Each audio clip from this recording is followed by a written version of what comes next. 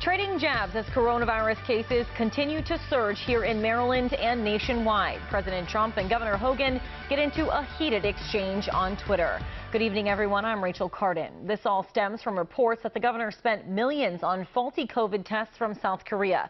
In the past 24 hours, another 2,100 people have tested positive and 16 more people have died here in Maryland. WJZ is live. Rachel Menitoff is breaking down the numbers and the scuffle on social media between the two leaders.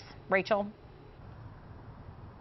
That's right, Rachel. President Trump critical of Governor Hogan after a report suggests those COVID-19 tests were defective. Governor Hogan responded to the president saying that if he had done his job, states wouldn't be forced to fend for themselves.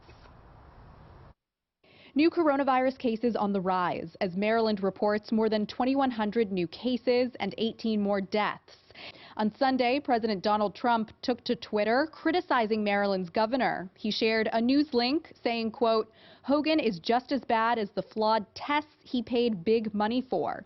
He's referring to an article originally published in the Washington Post, claiming that Governor Hogan spent nearly $9.5 million in state funding for 500,000 new coronavirus tests from South Korea, only to later find out they were flawed. Hogan says this report is completely false and that those tests have been the cornerstone of the state's testing strategy for months.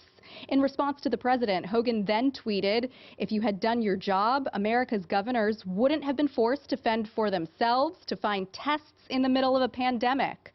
Stop golfing and concede," he said. We all know how vindictive the president can be, how powerful his Twitter account is, and how he can really pressure Republicans and go after them. Starting this weekend across the state, bars and restaurants have to close at 10 p.m. and are limited to 50% capacity indoors.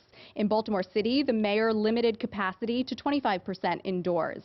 Advocates for small business owners say about 50% are going to need financial assistance in the next 12 months. It's going to be a tough pill to swallow for small business owners. One other precaution advised that people revise any large Thanksgiving plans this year. We were having relatives come from D.C. As we got closer to Thanksgiving, Bob and I both backed off a little bit.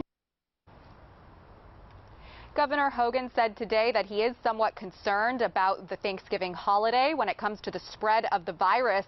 He said the good news, though, is according to a recent survey, 90% of Marylanders have said that they've decided not to travel this holiday weekend.